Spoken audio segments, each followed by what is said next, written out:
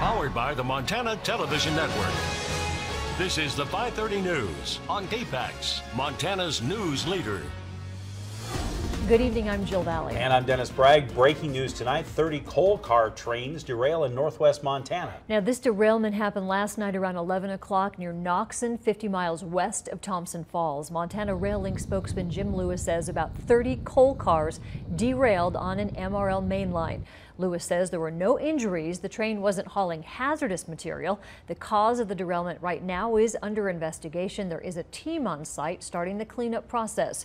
Lewis says the estimated time for rail traffic to resume has not yet been determined. We'll have updates on the story at KPAX.com and a report on tonight's 10 o'clock news. Topping our Fire Watch coverage tonight, the Lolo Peak fire continuing to burn, now just under 10,000 acres, and the evacuation order for 160 homes still remains in place.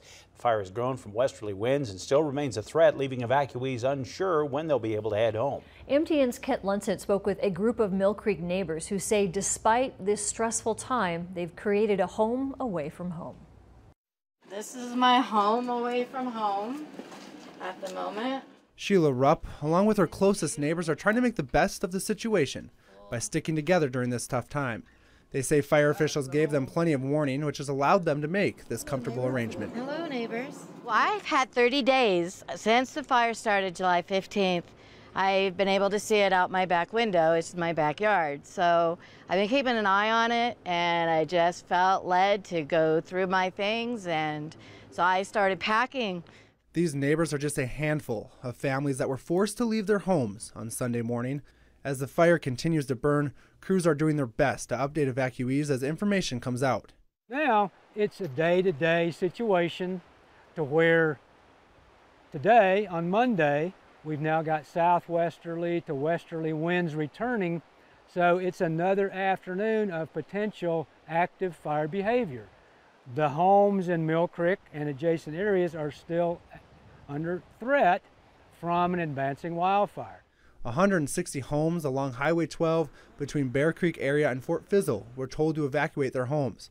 Pre-evacuation notices remain in place tonight for approximately 140 homes along Highway 12 between Fort Fizzle and Balsam Road, portions of Mormon Creek Road, including Van Drive. All of this while fire crews continue to battle this blaze. These Chinook helicopters are actually dipping into the Lolo Creek right now, taking about 1,800 to 2,000 gallons of water back with them to help fight the Lolo Peak fire. With no clear end in sight and the Lolo Peak fire still burning, Sheila says the only thing she can do is stay positive. There's nothing really I can do about it. It's all in God's hands, and it's all in the firemen, and it's all in their hands. And so it's still uneasy, but I have a place, I'm on power, I have my home, my husband, my child. I have whatever's precious, and that's most important is our lives. In Lolo, Kent Lutzen, MTN News. And there is a meeting tonight about the Lolo Peak fire located at the upper gym at Lolo School, and it starts at 7 o'clock. Now, despite the cooler weather and much improved air quality, we are still dealing with some dangerous fire conditions. Here's Chief Meteorologist Aaron Yost with a quick look at what's going on. Aaron. Yeah, I'm sure a lot of us enjoying actually breathing easier out there today. We are going to see a pattern change, though, at least directional flow change over the next couple of days. So our air will start to get smoky and hazy once again. So enjoy it while it's actually decent right now. Hamilton today, you can see the Bitterroot Mountains. This is our first Security Bank iCam shot. Right now we are dealing with some cloud cover out there, which again, you can actually see today above all the haze that has typically been there. But we will start to see clearing conditions here overnight tonight, which might leave us with kind of a chilly start tomorrow morning for some folks. But again, we're going to be back to high pressure, so warm and hazy skies back in the forecast. That's on the way. A contractor was hurt over the weekend while working on that 11,000-acre Rice Ridge fire. Fire managers say a contract engine was involved in a rollover crash on Morrill Creek Road Sunday morning. Agency personnel responded to the scene. One person was taken to a nearby medical facility for treatment. The cause of that crash is under investigation today. Officials report that except for in the Swamp Creek drainage, there was not much fire growth on Sunday. The pre-evacuation notice for residents along Highway 83 in the Seeley Lake area remain in effect, and the American Red Cross has that shelter on standby at the Potomac Community Center in case it's needed. Residents are being encouraged to sign up for Smart 911 to make make sure they receive any emergency messages about potential evacuations. Good news from one of the largest fires in northwest Montana. Evacuees of the Gibraltar Ridge fire can go home now. Cooler temperatures and higher humidity are helping firefighters make some progress on this fire, burning 7 miles east of Eureka. This nearly 2,000-acre fire is just 6% contained tonight. For those returning to the homes, you must sign in with sheriff deputies at the road checkpoints, where they'll be given hazardous information and official access passes. An area closure remains in effect for all non-residents. Residents in some of those pre-evacuation areas will remain in that status, as the fire could still threaten private property. According to officials, though, no additional evacuations have been called for. So what's next? There will be a public meeting tonight at the Lincoln County High School. Our reporter Jack Ginsburg will be there and will bring us more updates from the meeting on your 10 o'clock news. Missoula County authorities have lifted the pre-evacuation warning in the area of the Liberty Fire. This 5,000-acre fire is burning in the Jocko Lakes area between Arlee and Seeley Lake. A pre-evacuation order had been in place for people living in the North and South Placid Lake area. Firefighters will continue to monitor the fire and work on line improvements. Officials tell us that this lightning-started fire has not moved east of its current position at Bowles Meadow since July 30th.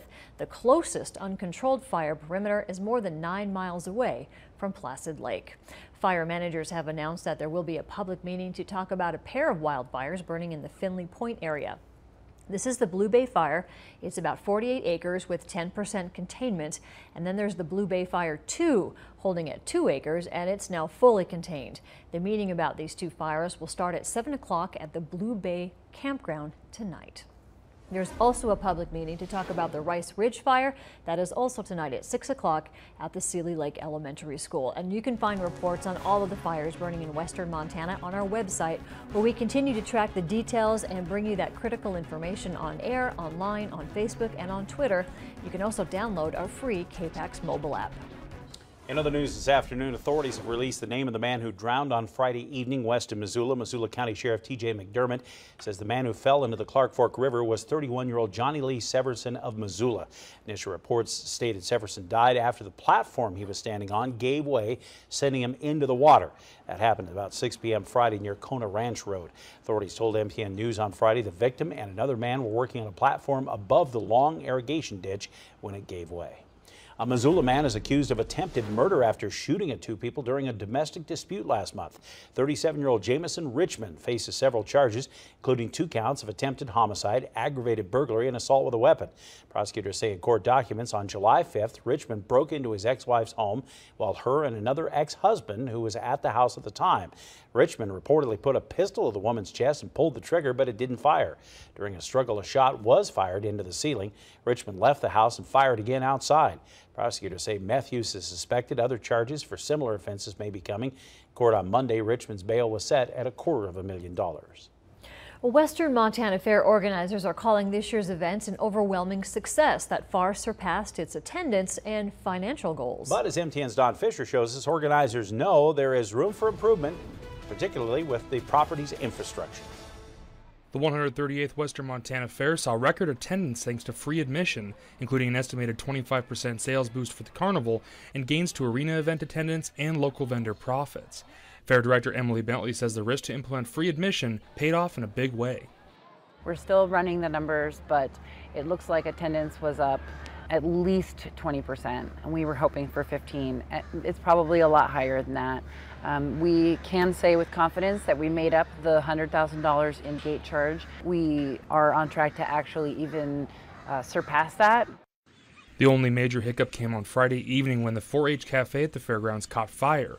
Bentley says this was likely the cause of an aging infrastructure that is priority 1 as fairground renovation continues this off-season. Certainly we have to build the infrastructure, sewer, water, and electrical that is to code, and there is a more urgency to do that now. It could have been much worse, and it was contained, and the people stayed calm, but we can't let that happen again. But despite the setback, Bentley says she is very encouraged by this year's turnout and is hopeful that continual improvements will draw even more of a crowd in the coming years. We felt this energy building up to the fair that was palpable from the rest of the community, and we couldn't have done it without them. People came by, people braved the smoke, you know, they came out, they supported us. They supported the local nonprofits. I just really want to thank the community for their support. We couldn't have done it without them. In Missoula, Don Fisher, MTN News. Teardown of the fair continues through the week with the grounds crew working for about a month to repair all the usual wear and tear to the property after the fair. Well, some of us got that blessed rain so this good, weekend. It was wonderful, but we have to wonder, is that still going to last, or are we about to heat up again? Erin has more on that in her extended forecast coming up. Plus, the president denounces hate and bigotry after counter-protesters violently clash with white supremacists rallying in Virginia. The latest on this story next on KPAX.